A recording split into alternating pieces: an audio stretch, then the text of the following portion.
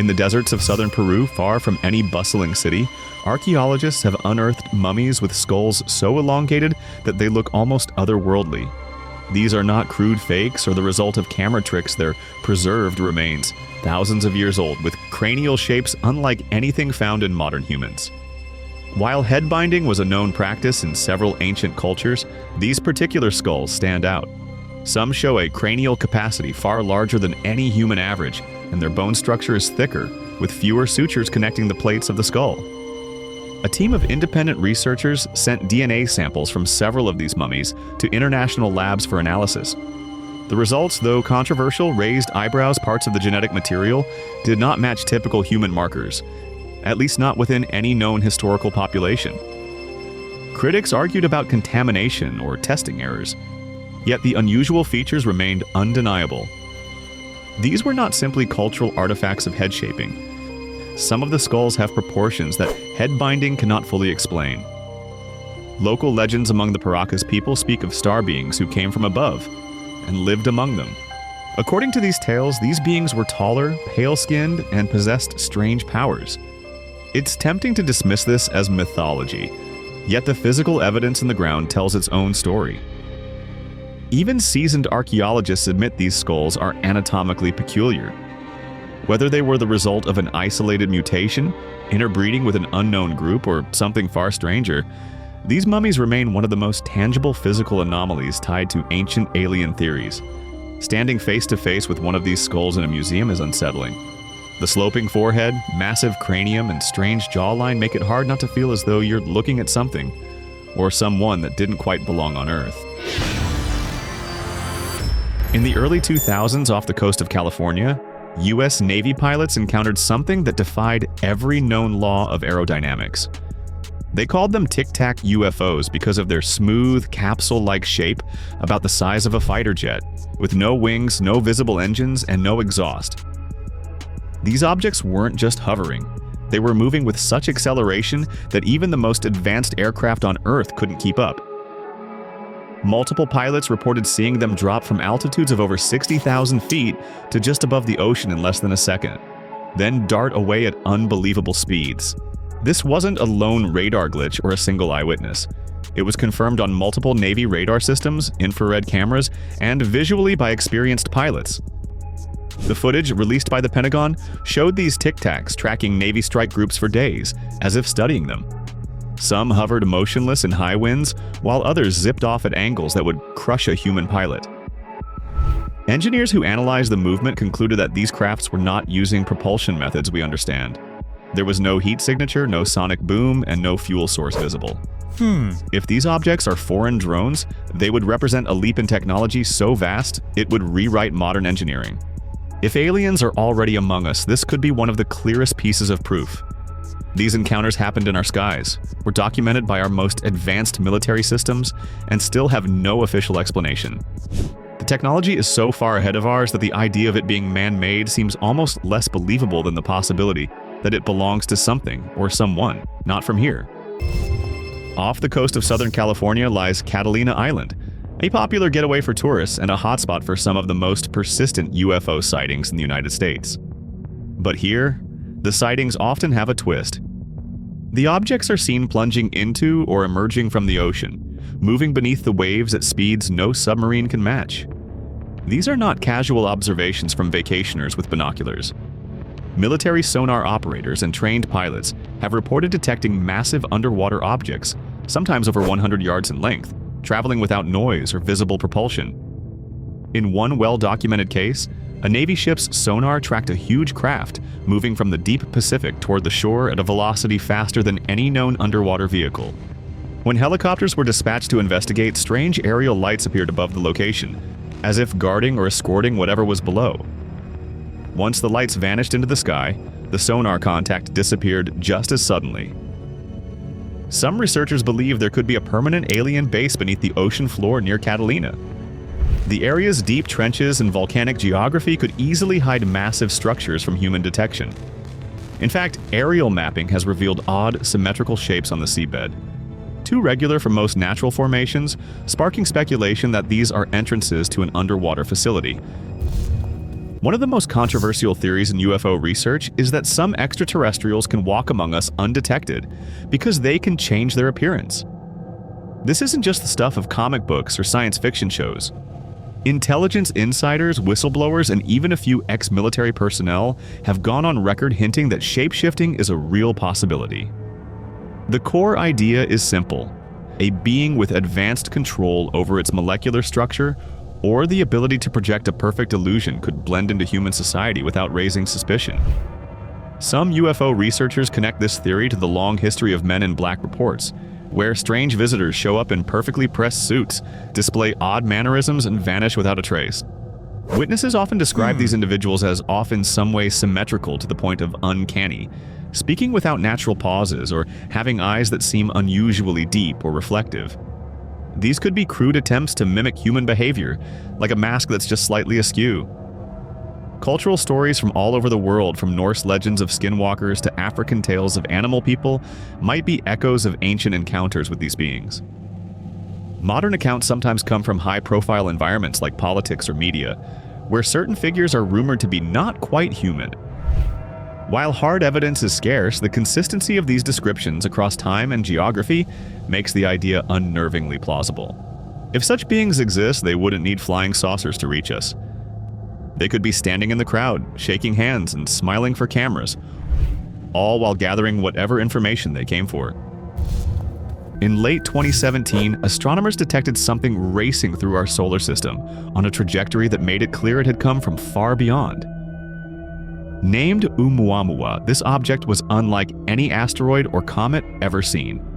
It was long and thin, some said shaped like a cigar, others like a flattened pancake, and it tumbled through space without producing the usual dust or gas trails we expect from icy bodies. But the real shock came when scientists measured its motion. It was accelerating, as if something were propelling it.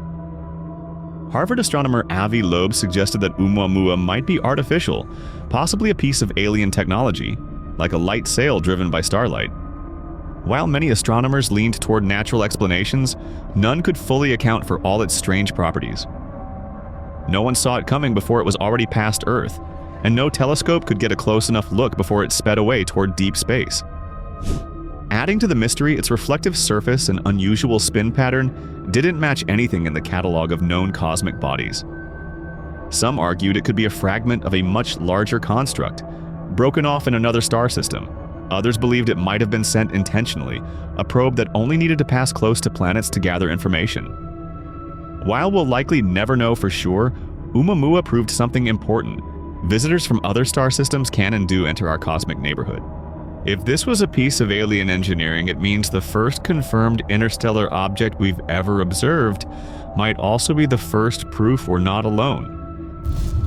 So, back in 2011, a team of Swedish treasure hunters scanning the Baltic seafloor stumbled upon something extraordinary.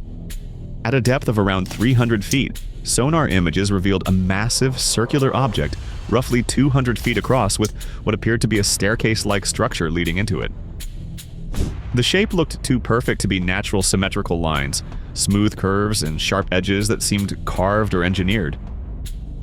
Divers who went down to investigate described the surface as having unusual grooves, and a material more like metal or concrete than stone.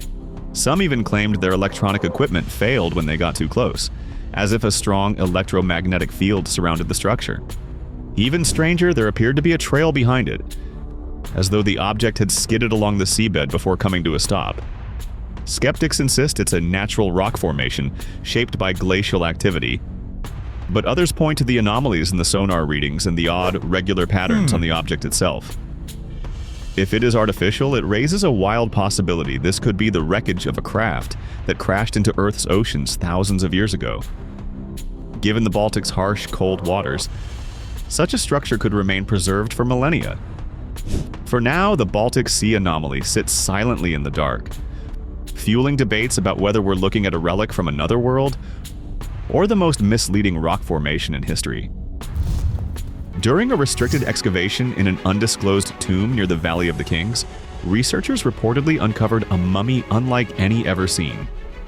The figure wore the unmistakable striped Nemes headdress of Egyptian royalty, Yet its facial structure stunned those present large, deep-set eyes, an elongated skull, and skin that had preserved with an unusual, almost leathery texture.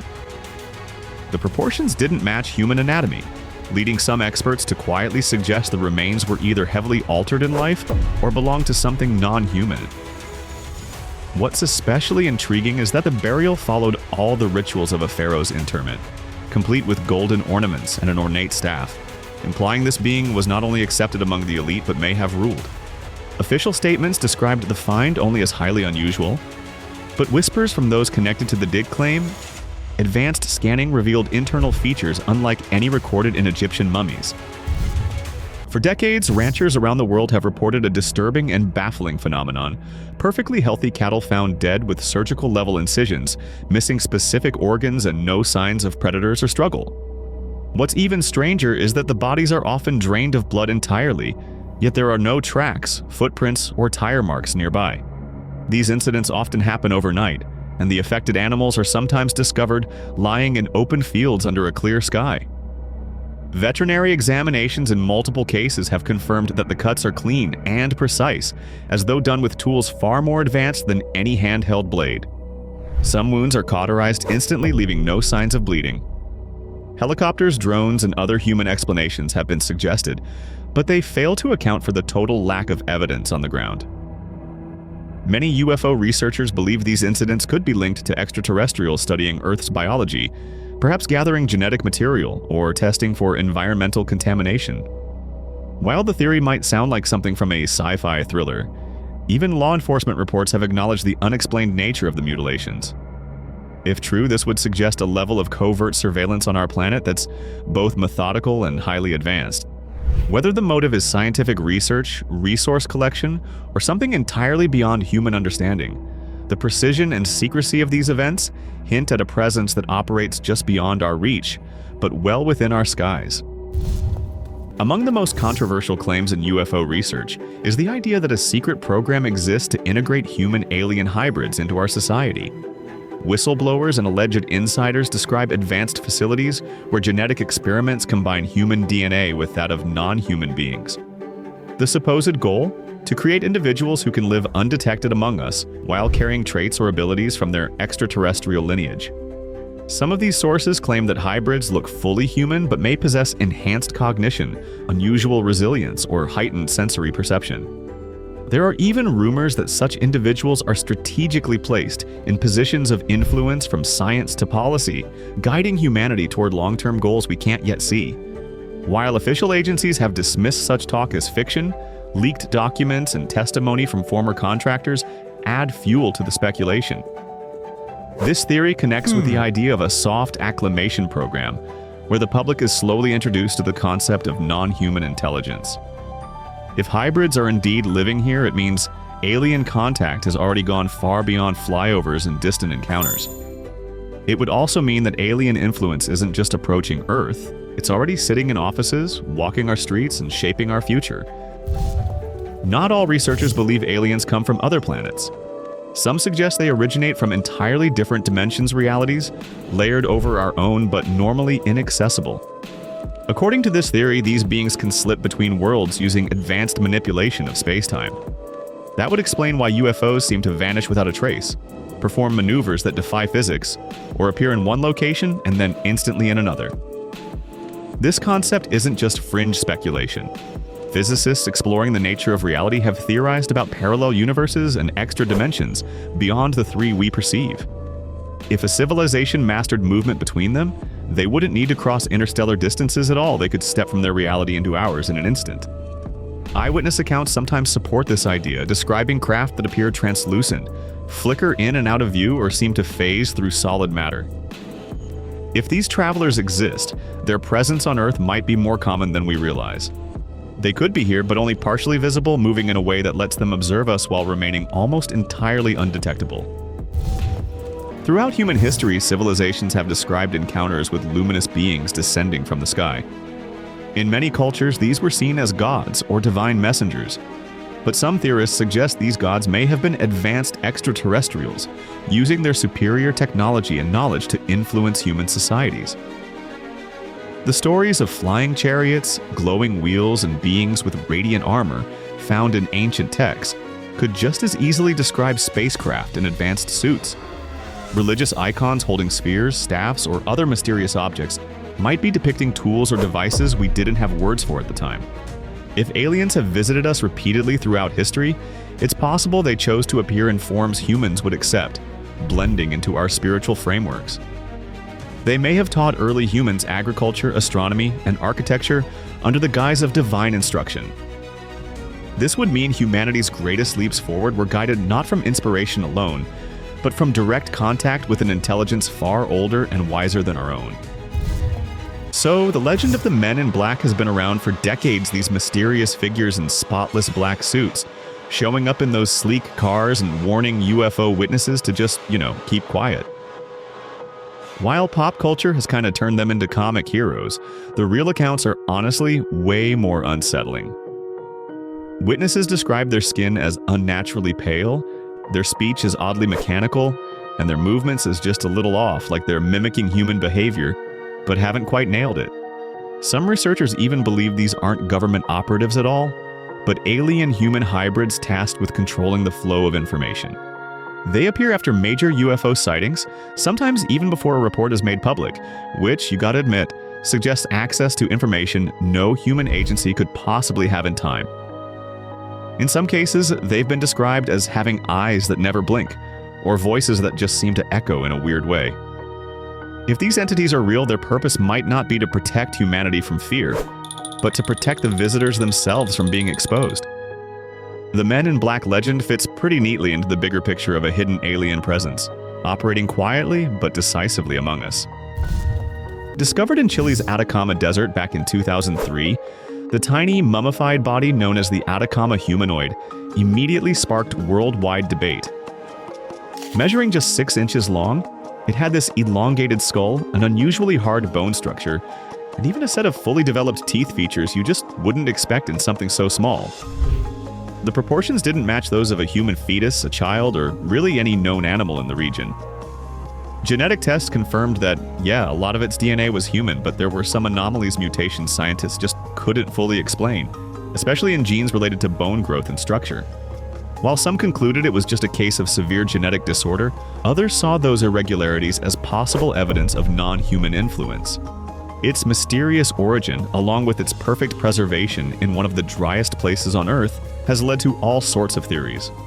For some folks, this tiny body is physical proof that alien life isn't always towering and humanoid sometimes. It can be small, adapted to survive in ways we still don't really understand. One of the most unsettling theories about alien presence is that, they don't always disguise themselves as people sometimes, they hide as objects.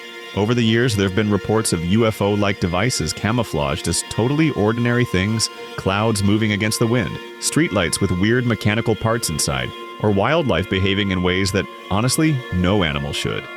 The idea is that advanced extraterrestrial surveillance doesn't have to look alien at all. A perfect disguise could be something we walk past every single day without thinking twice. With nanotechnology and advanced materials, an alien probe could look like a rock, a piece of trash, or even a bird, all while recording and transmitting a ton of data. Urban legends tell of mechanical owls spotted out in rural areas, or strange featureless cars just parked for days with no driver in sight. While it's easy to brush these stories off, they play right into the bigger idea that we might be surrounded by watchers, and honestly, we'd never know unless one of those disguises slipped up. In the winter of 1980, a quiet patch of forest in Suffolk, England, became the site of one of the most famous UFO encounters in history. Over 2 nights, multiple U.S. Air Force personnel stationed at the nearby RAF Woodbridge base reported seeing strange lights moving through the trees. Some described a glowing metallic craft resting on the forest floor. Others reported beams of light shining down from above, illuminating the ground like searchlights from the sky. The most credible accounts came from officers trained to observe and record accurately. Deputy Base Commander Charles Halt even made an audio recording as events unfolded, describing the light's movements in real time. Witnesses reported getting close enough to see symbols etched into the craft's hull, which some tried to sketch afterward. On the ground, investigators later found small triangular impressions and unusual levels of radiation, as if something heavy had briefly landed there. Skeptics have blamed misidentified lighthouses or bright stars, but those explanations fail to account for the consistent testimonies from multiple trained observers and the physical traces on the site.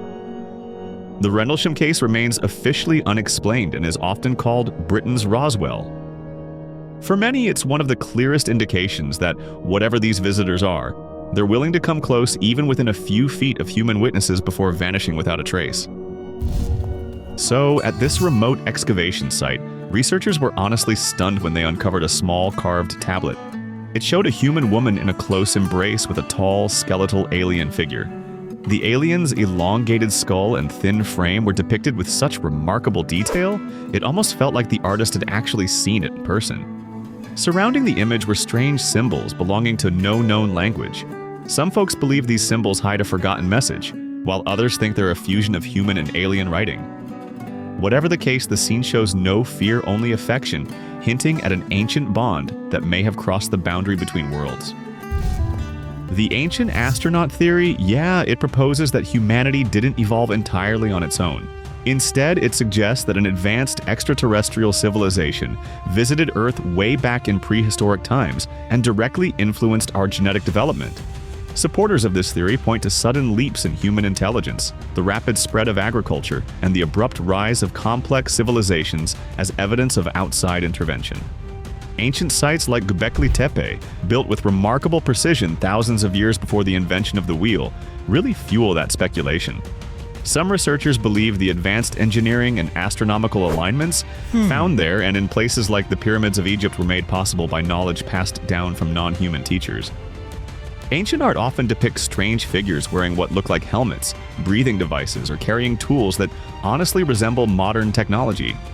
If true, this theory would mean we are, in part, a product of alien design and that our creators might still be monitoring us. The idea transforms the search for extraterrestrial life into something deeply personal. We might not just be looking for neighbors in the cosmos. We could be searching for our makers. Now, here's one of the more mind-bending theories about aliens. Maybe they aren't visitors from another planet at all. Maybe they're us, from the distant future. This concept suggests that what we call aliens are actually highly evolved humans who have mastered time travel and returned to study their own past. The large heads, slender bodies, and huge eyes, often described in alien sightings, could be the result of millennia of evolution in a technology-driven environment. If future humans have the ability to manipulate time, their visits to our era could be for research, preservation of history, or even to subtly influence events to ensure their own existence. That would explain why so many alien encounters seem observational rather than hostile. They might be studying us the way archaeologists study ancient civilizations. Some supporters of this idea also point out the similarities between reported alien craft maneuvers and theoretical models of time travel involving gravitational manipulation. If the theory is correct, then aliens are not just part of our universe's history, they're part of our family tree, watching over their ancestors from a vantage point we can barely imagine.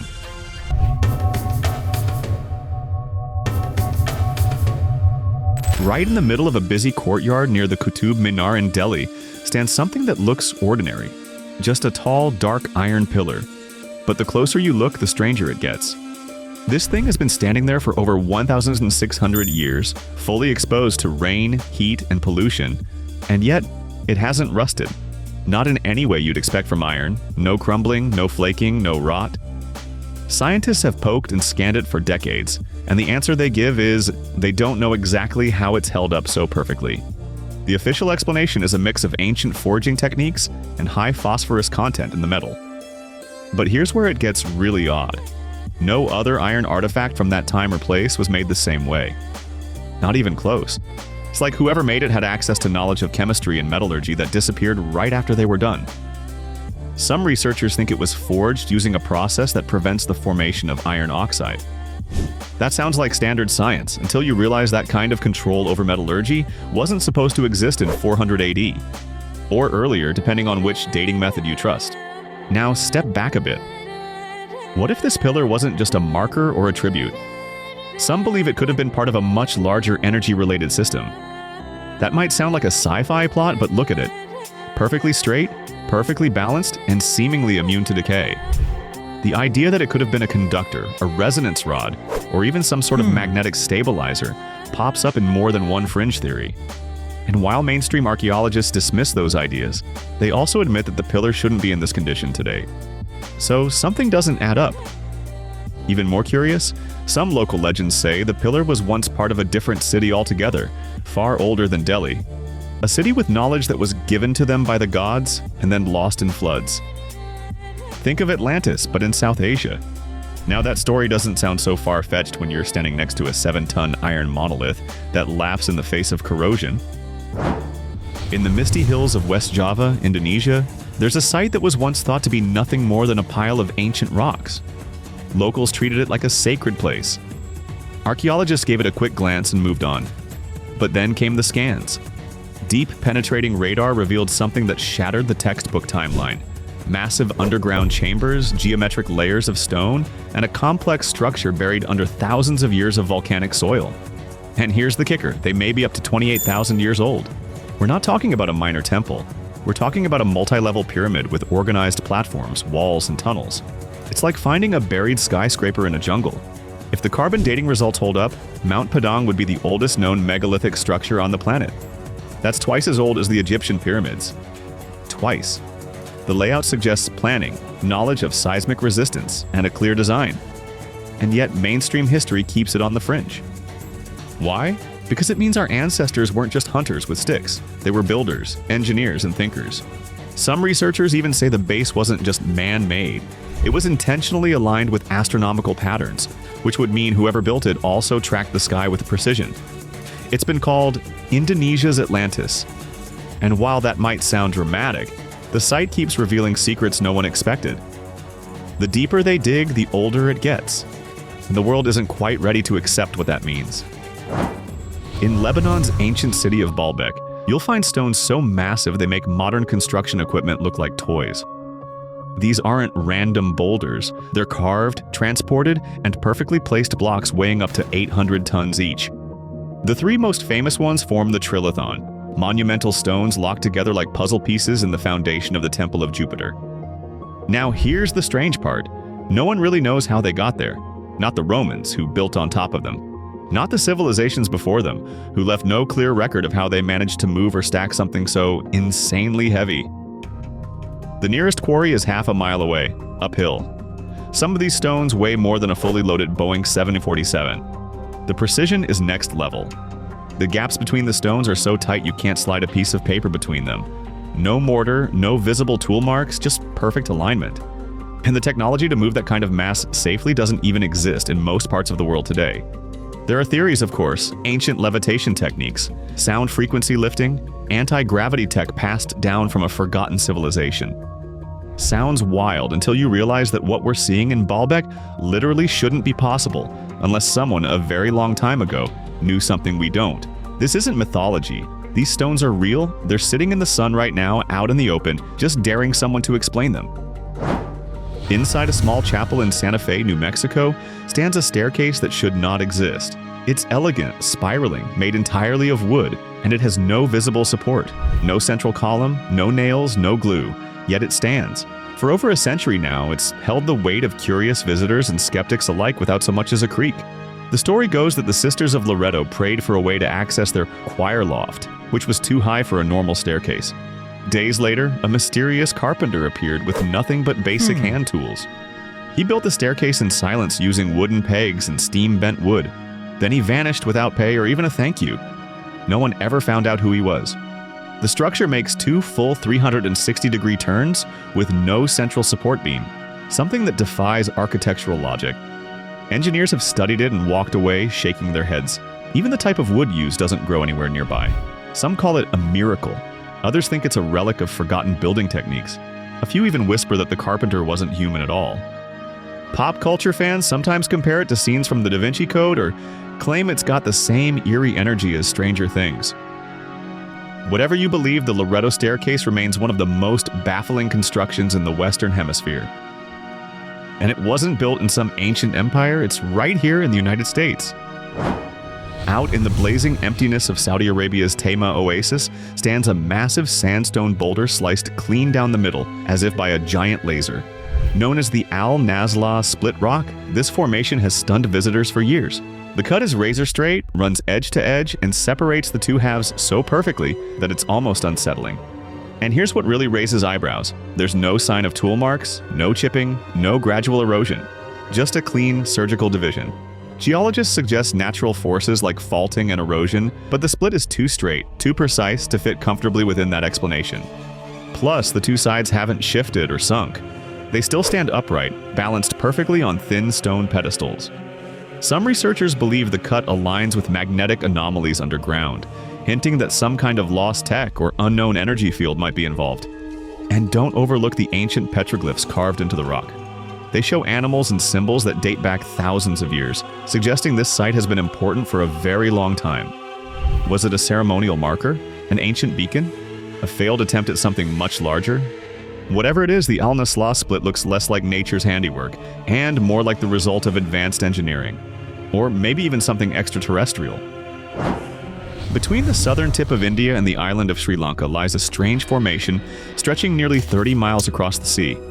Known in Hindu legend as Rama's Bridge, or in modern maps, Adam's Bridge, it appears as a string of limestone shoals just under the surface of the water.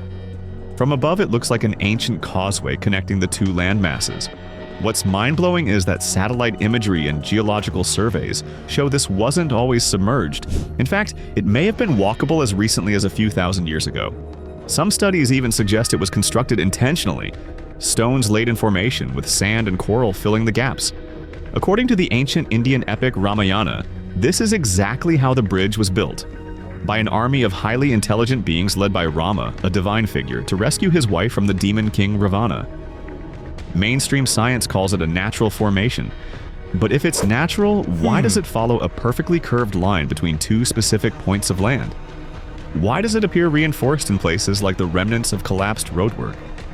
Some marine geologists admit the structure is geologically unusual. It's one of those cases where ancient mythology and satellite data are saying the same thing, but no one wants to say it out loud. Maybe this was a real engineered structure. One left behind by a civilization smart enough to map out the seafloor thousands of years ago. Just outside of Rockwall, Texas, a construction crew digging a well in the 1850s struck something that wasn't supposed to be there. Giant stones arranged in what looked like a wall, buried deep beneath the earth. Over the years, more of this Texas wall was uncovered. Rows of massive blocks interlocked in geometric patterns, some with what appear to be mortar seams or etchings. Locals thought it was man-made. Scientists dismissed it as natural sedimentary rock formations. And the debate hasn't stopped since. Some segments stretch for hundreds of feet. The stones show signs of shaping, flat faces, 90-degree edges, and fitted corners. Even more bizarre, parts of the wall seem to form archways and what could be entrances or collapsed chambers. If this is nature's doing, then nature was very deliberate. Geologists still argue it's just a natural dike, a kind of rock intrusion. But independent researchers who've examined the site claim it's too organized, too regular. And why is it buried so deep? Who built it, if anyone? And what was it for? The Texas wall isn't famous like the pyramids, but maybe it should be. Because if it's artificial, that means North America had a civilization capable of megalithic engineering long before any we officially recognize. One that left behind a fortress, or maybe a city, now lost beneath the soil of suburban Texas. In a quiet village in Romania, archaeologists digging through Neolithic ruins made a discovery that threw the timeline of human history into chaos. 3 small clay tablets covered in strange symbols were pulled from a site known as Tartaria. They were simple, palm-sized artifacts, yet their markings looked shockingly advanced. At first glance, you might mistake them for something Sumerian, but here's the twist. These tablets are older. Radiocarbon dating placed them around 5300 BC, nearly 1,000 years before the earliest known examples of writing in Mesopotamia. That's not just odd. That's impossible by traditional history standards. How could an advanced system of symbols, potentially a form of proto-writing, show up in a rural part of Europe, ahead of the so-called cradle of civilization? Some say the symbols are decorative or magical. Others think they represent a forgotten system of record-keeping. But there's a deeper theory, one that hints at a buried culture in prehistoric Europe, one with knowledge of astronomy, math, and maybe even metallurgy. The tablets were found near other advanced items: a copper bracelet, stone tools, and charred bones, possibly from a ritual. It feels like something bigger was going on here, something that never made it into the official narrative. Mainstream academia hesitates to call it writing, but when you look at the shapes, grids, pictographs, organized sequences, it's hard to believe it's random. Could the Tartaria tablets be the final trace of a civilization erased by time and flood with only these clay fragments left behind as a clue? It's as if someone was trying to send a message. The question is, were they the first to write, or the last to remember? Across various sites in Central and South America, mysterious carvings resembling humanoid beings with large eyes, commonly associated with the gray alien archetype, have been found etched into ancient stone. One such stone head, with triangular symbols and radiating lines, appears almost cartoonishly extraterrestrial, yet it's undeniably old. Alongside these are fossilized giant footprints embedded in rock layers, thought to be millions of years old. In one such case, a massive humanoid footprint dwarfs a modern hand by comparison, raising uncomfortable questions. Are these remnants of ancient beings? Giants? Or something entirely different? While mainstream science often dismisses these as misinterpretations or hoaxes, their photographic and physical existence remains difficult to ignore. In a museum in Iraq once sat a strange artifact that looked nothing like the jewelry, tools, or pottery from its time. It was a clay jar sealed with asphalt, and inside was a copper cylinder with an iron rod. Simple enough, until someone tried filling it with grape juice and got a tiny jolt of electricity. That's when things got weird, because this so-called Baghdad battery dates back over 2,000 years to the Parthian period, long before anyone was supposed to know how to generate electricity. Officially, it's considered a mystery. Some say it was used for electroplating, like applying a thin layer of gold or silver onto metal. Others believe it might have been a part of religious rituals, or maybe something much more advanced. But here's where the theories get charged. If this was just one example of ancient electricity, how many others have we missed? Were there once labs or energy systems scattered across the ancient world? And why haven't we found more? The artifact itself was dismissed by many until replicas started working. With lemon juice or vinegar inside, these simple devices really can produce a current. Not enough to power a city, but enough to spark new questions. If they knew how to make a battery, what else did they know? Some even suggest it's evidence that ancient Mesopotamia had access to lost scientific knowledge, passed down from an earlier, more advanced civilization. One we barely remember. Before Sumer, before Babylon, there was a mysterious culture in Mesopotamia called the Uboid. They left behind advanced pottery, irrigation systems, and something even more unsettling: a series of strange figurines with humanoid bodies and reptilian heads. These clay statues aren't crude, they're detailed. Some wear helmets, others hold infants. A few even seem to be sitting on thrones. But all of them share one thing: they look like lizards. Not stylized animals, but upright, intelligent beings with long eyes, flat snouts, and scaled skin. And they date back to 5000 BC, before writing, before cities, before anything we consider civilization.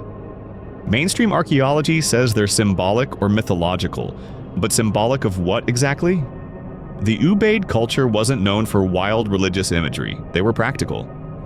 So why these beings? Some researchers believe they represent deities. Others go further, connecting them to legends of the Anunnaki, or even extraterrestrial visitors. It sounds outrageous, until you realize these figures weren't just found in one place. They showed up across multiple sites, in the same style, with the same reptilian features. Were these just artistic creations? Or were they based on something or someone the Ubaid actually encountered? Whatever the truth is, these figurines are quietly stored in museums today, rarely discussed, yet staring straight back through time with cold, ancient eyes. Discovered in a tomb in Saqqara in 1898, this wooden figure looked like a bird at first glance. But something about it was off. The wings were flat and straight, not curved like a real bird's. The tail was vertical, more like a modern airplane's rudder, and it had no feet. It looked less like a toy, and more like a glider. Experts dated it to around 200 BC, but no one could explain why it was made that way. Some said it was a ceremonial object. Others claimed it was just a stylized hawk. But then aerodynamicists stepped in. Using wind tunnels and scale models, they discovered the Saqqara bird could glide, almost perfectly, if fitted with a small stabilizer. So was this the result of ancient engineers experimenting with flight? The Egyptians were masters of math, architecture, and astronomy. Is it really that impossible to think they might have studied the sky more deeply than we thought? There's even a theory that this was part of a larger, now-lost design. Perhaps a full-scale glider or an early attempt at manned flight. Sounds crazy? So did the idea of ancient air batteries and laser-straight stone cuts. The Saqqara bird isn't just a relic, it's a puzzle, and it quietly suggests that over 2,000 years ago, someone in Egypt may have looked up and wanted to go higher. Deep inside the Temple of Hathor in Dendera, Egypt, there's a stone relief that looks like it doesn't belong in the ancient world at all. On the wall, you'll see a strange object, a long, rounded shape with a thick, cable-like stem leading to what appears to be a power box. Inside that shape, a snake-like figure curling along the length of what many say looks like a giant light bulb. This carving has sparked decades of debate. Some say it's symbolic, representing aspects of Egyptian mythology. But others, especially those who've studied the technical side, believe it may show actual technology. The shape resembles a Crookes tube, an early electrical device used to study cathode rays in the 19th century. But this carving is over 2,000 years old. Even the way it's held, supported by figures standing underneath, with what looks like a power cable running to a box topped with a baboon-headed god, raises serious questions. Was this just artistic imagination? Or were the Egyptians hinting at something they weren't supposed to have? There's no soot on the ceilings of the temple, no burn marks from torches. That fact alone has led some to believe they lit their temples using something else. Something cleaner. Something far more advanced. Skeptics say it's all coincidence, but when you look at that carving closely, it's hard to shake the feeling that someone, thousands of years ago, may have known how to harness electricity. Or maybe they were remembering it from an even older time. Hidden in the jungles and fields of Costa Rica, hundreds of massive stone spheres sit scattered like ancient marbles left behind by giants. They vary in size from just a few inches to over 7 feet in diameter and weigh up to 16 tons. And yet many are almost perfectly round, not roughly shaped, not kind of circular. Perfect. These spheres were crafted over 1,000 years ago by the pre-Columbian Dicas culture. But here's the kicker. No one knows why or how. The nearest source of the stone is miles away, and they didn't have metal tools or wheels. So how did they carve them? How did they transport them? Some spheres were aligned in patterns, lines, triangles, spirals. Others were buried in clusters. And when the Spanish arrived, locals believed they held treasure, so many were destroyed. But the truth might have been far more valuable than gold. One theory suggests they were used to map the stars. Another claims they were markers for lost cities or energy lines, like the Nazca lines in Peru. There's even speculation that the spheres are leftovers from an ancient civilization that passed on its knowledge and vanished, leaving behind these perfect shapes as a kind of signal, or warning. They weren't just decorations, they were deliberate. And whoever made them understood geometry on a level that still stuns archaeologists today. On a clay prism now housed in Oxford's Ashmolean Museum is a list that reads like ancient royal propaganda, until you notice something strange. It's the Sumerian king list, and it records every ruler of Sumer, going back to the dawn of civilization. Some of them reigned for a few decades, others for tens of thousands of years. One king ruled for 2,800 years, another for 36,000. These weren't mythical gods. They were listed right alongside rulers we do recognize from archaeology. So why would these reigns be recorded with such specific and impossibly long numbers? Mainstream historians chalk it up to symbolic writing. They say the numbers represent greatness, not literal years. But that doesn't explain why the list was carved in such a formal, organized way. It wasn't poetic, it was bureaucratic. There's also the question of the flood. The list clearly mentions a cataclysm. The flood swept over the land. After the flood had swept over, after which the reign lengths become more realistic. That division mirrors stories from other ancient texts, the Bible, the Epic of Gilgamesh, even Hindu scriptures. Some researchers believe the king list is a timeline left behind by a civilization that existed before recorded history. A forgotten world ruled by beings, humans or not, who possessed extraordinary longevity or power. Are these reigns exaggerated stories? Or are they remnants of an older truth, one we've buried deeper than any artifact? In 1974, near the town of Aiud in Romania, workers digging along a riverbank unearthed something strange. Among fossilized bones of extinct animals, they found a wedge-shaped metallic object. It was buried deep in sediment, dated by some to be at least 10,000 years old. But here's the strange part. The object was made of aluminum, an element that wasn't industrially produced until the 1800s. The shape? It looked like a component from a machine, even similar to parts used in aircraft landing gear. Experts debated whether it was a hoax, a misplaced modern object, or something far older. But tests confirmed the aluminum alloy wasn't modern, and its level of oxidation suggested extreme age. Was it part of a machine from a lost civilization, or something else entirely? It sits quietly in a museum now, often ignored, but for those who've seen it up close, the Ayud artifact feels less like a mistake, and more like a message.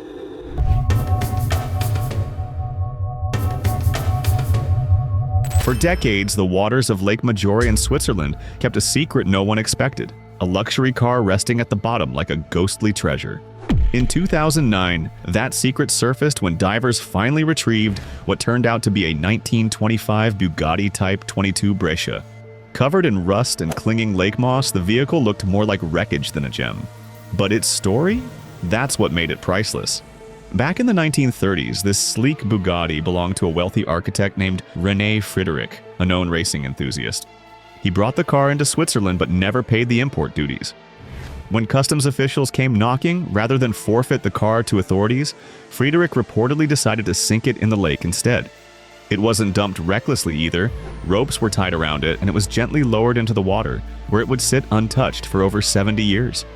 Divers stumbled upon the car in the early 2000s during an underwater expedition. Even though much of its body had decayed and one side was nearly skeletal, the car was surprisingly intact. The wooden steering wheel was still in place. The frame still bore the Bugatti badge. It was like pulling a relic out of time. Photos from the recovery show the car hanging mid-air from a crane, dripping lake water like it had just returned from another world. Experts confirmed it was one of only a few surviving Type 22 Bugattis in existence. An ultra-rare model once built for lightweight racing. Though beyond restoration, its value skyrocketed due to the drama of its preservation and the intrigue surrounding its past. At auction, it fetched over $350,000 despite being undrivable and covered in corrosion. Not for its parts or potential, but for its presence. What's strange is that the car almost seemed frozen in a moment. The elements didn't destroy it entirely. The cold, low-oxygen water helped preserve key pieces. It wasn't treasure in the usual sense, but in terms of automotive history, it was like discovering a lost scroll. One that just happened to have 4 wheels and a lot of personality. Today, the wreck is displayed at the Mullen Automotive Museum in California, proudly wearing its scars. It's not restored, and it won't ever be. That's part of the charm. You don't paint over history, you showcase it. And in this case, the Bugatti tells a story more powerful than any polished showroom piece ever could. It was built for speed, forgotten in secrecy, and found by chance. A car with a second life, long after its engine stopped turning. In the heart of Detroit, the city once known as the beating engine of American car manufacturing rumors, swirled for years about a buried dealership sealed off and forgotten under layers of urban development. It sounded like an urban legend, a stockpile of brand new cars from the 1950s and 60s entombed beneath the Motor City. But then a crew renovating an old building cracked into a lower chamber, and the legend turned real. What they found was straight out of an apocalyptic film, set rows of untouched, dust-blanketed vehicles behind rusted gates and decaying support beams. Some had only a handful of miles on their odometers. Finned Cadillacs, Chevy Bel Airs, a few rare Studebakers, still glinting beneath layers of grime. The underground space had once been an overflow lot for a thriving dealership, but when ownership changed hands and zoning shifted, it was bricked up, the cars left as is. The air inside was thick, stale, but dry enough that many interiors were oddly preserved. Leather seats cracked, but intact. Dashboard radios still had paper price tags hanging. There was even an unopened vending machine in one corner. The entire space looked like it had been paused, not abandoned. Car enthusiasts and historians scrambled to identify every model. Some were so rare that collectors had only seen them in brochures. Efforts to remove them were slow. Every vehicle had to be carefully assessed for structural stability before moving. But those who saw it early knew this was something unique, a time capsule beneath a city that built America's roads. Beneath the surface, it waits, a massive cargo ship frozen in time its decks and holds packed with hundreds of abandoned vehicles. Rows of cars, trucks, and vans cling to its skeleton like barnacles on steel. It looks like something from a sci-fi movie, but underwater graveyards like this do exist. Across oceans and lakes, sunken vessels filled with machinery have become eerie monuments to forgotten industry. These steel giants now serve as artificial reefs, home to sea life and divers brave enough to explore them. Bangkok's buzzing streets are famous for their bright green and yellow taxis, darting through traffic like schools of metallic fish. But when the pandemic hit and tourism vanished almost overnight, thousands of those cabs were left idle. What followed was something no one saw coming: a growing jungle of abandoned taxis turning city blocks into automotive gardens. Parking lots across Bangkok filled with unused taxis, bumpers touching, tires flat, sunroof glass cracking in the heat. Drivers who could no longer afford their lease fees simply walked away. Rows and rows of Toyotas and Hondas, all stripped of plates, sat like artifacts from a paused civilization. And then nature moved in.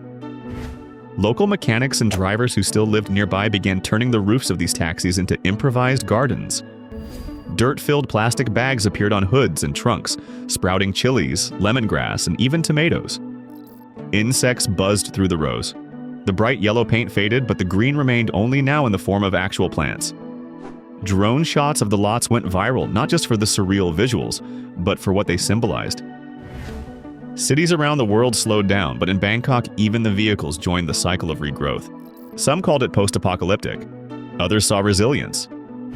Either way, these taxi graveyards became one of the most bizarre visual legacies of the global pause, and a reminder that sometimes life literally finds a way. After World War II ended, the island of Okinawa became home to one of the strangest sights in military history: a sprawling field filled with thousands of abandoned jeeps. Lined up bumper to bumper, row after row, they stretched across the landscape like a mechanical army frozen in retreat.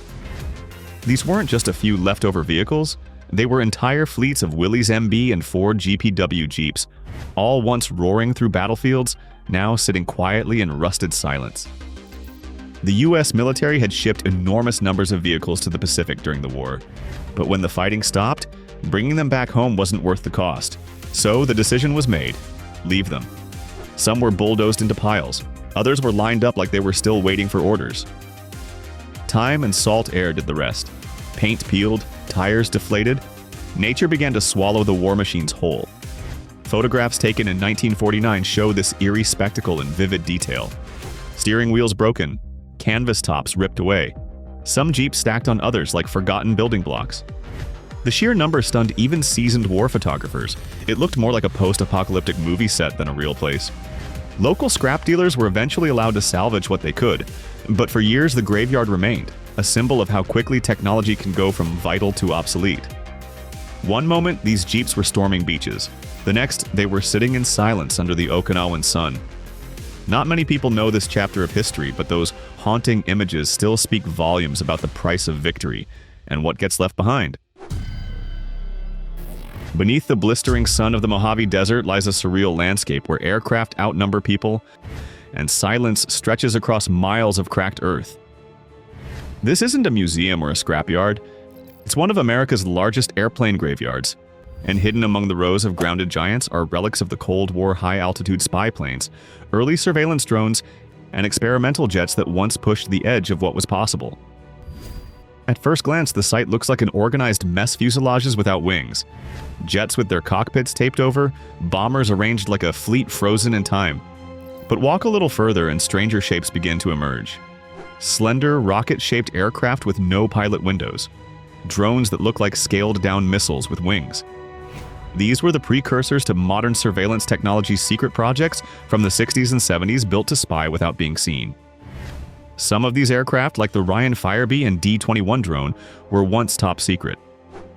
Capable of reaching supersonic speeds or flying at extreme altitudes, they were the silent eyes of the Cold War. Others were decoys or prototypes that never saw active use but still carried the design ambitions of their era machines, built to gather intelligence, evade detection, or simulate nuclear strikes. Unlike the polished planes in hangars and museums, these machines are raw, weathered, and sometimes broken. Sand has crept into their seams. Paint has faded to powder. But there's something captivating about seeing them like this, stripped of secrecy, their shapes still hinting at the missions they were built for. Few people get up close to these relics, but satellite imagery reveals just how vast the graveyard really is. From above, it looks like a mechanical skeleton yard, thousands of metal shadows stretching across the desert floor. It's not just a resting place for planes. It's where stories of military ambition, Cold War paranoia, and aerospace innovation quietly sleep in the heat. Just beyond the overgrown roads of Pripyat lies one of the world's most haunting collections of abandoned machinery, the Chernobyl Vehicle Graveyard.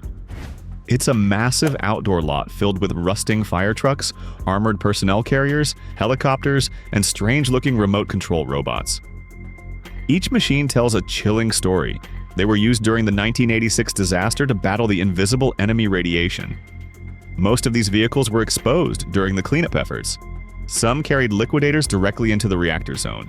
Others were robotic units deployed to clear debris when humans couldn't survive the exposure. The machines did their jobs, but at a price. Many became so irradiated that even decades later, they're unsafe to approach for long. Walking through the site today feels like time froze during an emergency. Fire engines still bear the Soviet star. Tanks have open hatches as if someone just climbed out. The robots like the STR-1 and Mobot are slumped on their wheels, almost like they gave up from exhaustion. Trees now grow between the trucks. Nature is taking it all back, slowly and quietly. Photos from the graveyard show a post-industrial wilderness. Machines that once represented strength and utility, now reduced to eerie museum pieces without walls. They're not being preserved, they're being forgotten. Yet the silence here speaks louder than words, telling the story of one of the most extreme cleanup efforts in human history, and the machines that couldn't leave when it was over. In 2013, Oklahoma law enforcement made a chilling discovery in Lake Foss while testing new sonar equipment. What started as a routine training exercise turned into a full-blown mystery when they located not one but two vintage cars resting side by side beneath the surface. Inside one of them, human remains. The cars, a 1969 Camaro and a 1952 Chevy, were heavily corroded, hidden by decades of mud and silt. Divers expected junk. What they found were skeletons still seated behind the wheels. No one had seen these vehicles for over 40 years. And yet there they were, just a few dozen feet from the shore, camouflaged by time. The Camaro in particular caught national attention. It matched the description of a car owned by a local teenager who vanished in 1970 along with two friends. The discovery cracked open a cold case that had long gone quiet. Forensic teams worked carefully to extract every clue, from the license plates to the position of the seatbelts. Local families were suddenly staring down answers they'd waited decades for. Though investigators believe no foul play was involved, the mystery of how both cars ended up submerged together remains puzzling. Mechanical failure? Missed turn on a dark night? No one knows for sure. What is certain, though, is that lake bottoms can hold more than just fish and silt. They hold answers, sometimes for longer than a lifetime. In 1957, Tulsa, Oklahoma, buried a brand new Plymouth Belvedere under the courthouse lawn to celebrate the state's 50th anniversary. Sealed in a concrete vault and wrapped in plastic, the idea was to preserve the car as a time capsule, a gift to the people of 2007. Locals gathered to witness the entombment, dreaming of a future filled with flying cars and robot chauffeurs. When the car was unearthed 50 years later, the excitement was electric. A crane hoisted the long-forgotten coupe from the ground as flashbulbs popped and crowds gathered. But once the wrappings were peeled back, reality sank in. The vault had leaked, and the Belvedere had been soaking in water for decades. What came out wasn't a gleaming classic, it was a rust-covered relic. Still, the reaction was pure awe. Miss Belvedere, as she was affectionately named, became a star. Her soaked seats, collapsed roof, and corroded trim didn't dampen the story. They enhanced it. She became a symbol of how time doesn't always preserve, but it definitely leaves a mark. Despite the damage, the car was displayed and carefully cleaned, its futuristic fins and chrome still visible under the layers of decay. The plan had been for the person closest to guessing Tulsa's 2007 population in 1957 to win the car. That winner received the title, though not exactly the prize they'd imagined. Today, Miss Belvedere rests in a museum, a reminder that even the best laid plans for legacy can turn into something far stranger and far more interesting. Just off the coast of Nassau, divers exploring the shallow waters of the Bahamas have discovered something that honestly looks more like a surreal dream than real-life dozens of vehicles sitting silently on the seafloor, encrusted with coral, algae, and all kinds of marine life. This isn't an art installation or a movie set. Nope, it's a real underwater car graveyard, slowly being transformed into a living reef. So, how did they get there? Well, some were intentionally sunk as part of reef building programs, an environmental practice where old cars, buses, and even ships are lowered into the ocean to encourage coral growth. Others may have come from storm surges, hurricanes, or, believe it or not, even smuggling operations gone wrong. And yeah, a few were likely dumped illegally decades ago, way before marine laws tightened up. But no matter how they arrived, nature's claimed them. Many of the cars are basically unrecognizable at this point. Their metal frames are layered in sponge and soft coral. Fish dart through open windows and crustaceans crawl over what used to be dashboards. One vehicle, believed to be an old delivery van, now honestly looks more like a miniature reef cave than a car. Each vehicle becomes a part of the underwater ecosystem, sheltering species that might otherwise be threatened by shrinking reef habitats. For divers, the spot is both eerie and beautiful. It feels like visiting a sunken city frozen mid-exit. Tires still sit on rims. Some steering wheels remain in place, though they're covered in barnacles now.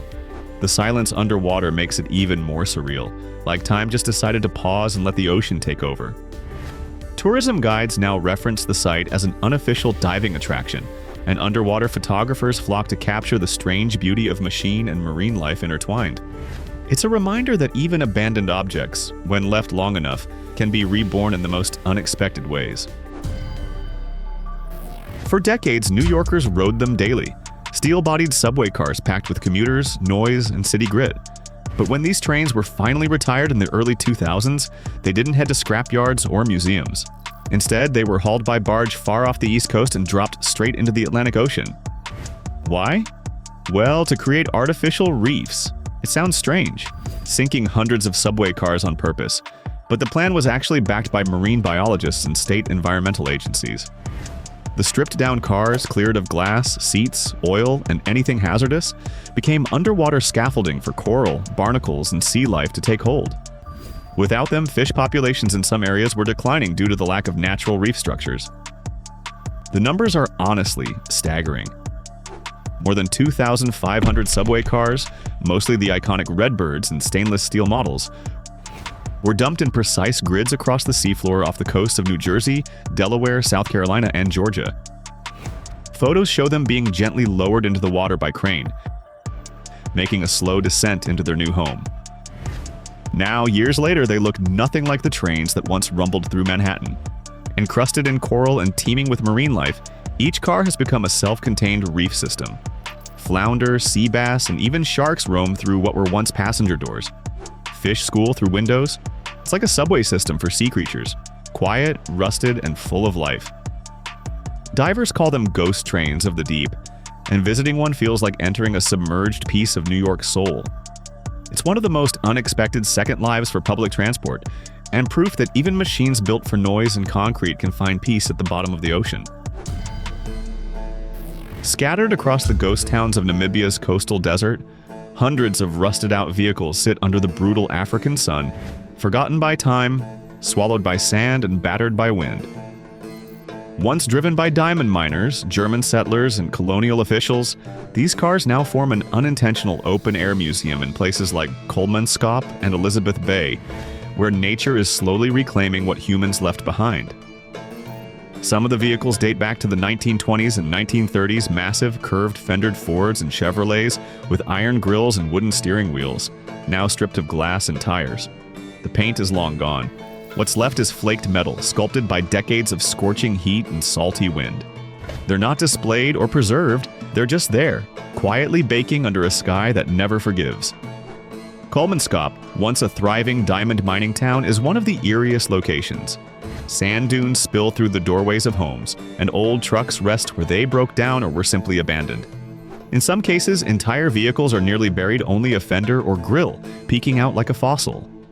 The silence in these places is heavy, broken only by the wind pushing dust across the desert floor. Tourists now visit to photograph these skeletal machines, often posed against collapsing buildings or vast dunes. One local guide even calls them Namibia's Lost Fleet, a nickname that stuck. It's easy to see why. They look like survivors of another world, a place where engines once roared and roads mattered. But in the desert, time moves differently. Metal doesn't just rust, it transforms. These cars aren't just abandoned, they're part of the landscape now. Beneath the crystal blue surface of Lake Tahoe lies a mystery that's baffled divers and stirring up stories for decades, a bizarre pile of old cars resting deep in the cold water, twisted, rusted, and hidden in silence. Some of the vehicles are stacked or scattered like a forgotten parking lot. Others are sunk deeper, barely visible except to sonar scans. Theories swirl, but one suggestion keeps surfacing. Was this a dumping ground for organized crime? Starting in the 1970s, divers began spotting abandoned vehicles in the depths, some with plates removed, others with clear signs they didn't arrive by accident. Most are classic American sedans from the mid-20th century, many in surprisingly intact condition thanks to the lake's cold, oxygen-poor environment. In Lake Tahoe's deep pockets, time moves slowly. Rubber and chrome don't break down like they would in warmer waters. While officials have never confirmed anything criminal, the area's colorful past has fueled speculation. Back when casinos lit up the shoreline and powerful figures moved quietly through the resorts, it wasn't unheard of for things or people to go missing. Stories of gambling debts, secret deals, and sudden disappearances aren't just Hollywood fantasy. The lake, famously deep and hard to dredge, offered the perfect hiding place. Some divers claim they've found more than just cars. Safes, weapons, even an occasional briefcase. Most of those stories stay unverified, but the photos are real. Classic Buicks, Cadillacs, and even a pickup truck or two now serve as unintentional artificial reefs, slowly being colonized by freshwater life. Whether dropped during storms, pushed in by pranksters, or hidden with darker intent, the underwater car graveyard of Lake Tahoe remains one of the region's strangest secrets. No crime scene tape, no investigation headlines, just a growing collection of metal ghosts sleeping silently beneath the waves. In the vast deserts of Kazakhstan scattered near the long-abandoned Baikonur Cosmodrome, sit the rusting remains of a once top-secret fleet Soviet control vans used during the Buran space shuttle program. These boxy, armored trucks once held advanced electronics used to monitor and coordinate shuttle launches, part of the USSR's bold but short-lived answer to NASA's space shuttle. After the collapse of the Soviet Union, the program was scrapped. The shuttles were mothballed or destroyed, and the support vehicles left behind. Today, the vans lie stripped and weather-beaten, interiors filled with sand, tangled wires, and shattered monitors. The faded hammer and sickle insignias still peek through the peeling paint, hinting at a time when the Cold War space race pushed boundaries, then abruptly stopped. That's about it. Write in the comments which find impressed you the most. For more useful information, watch other videos.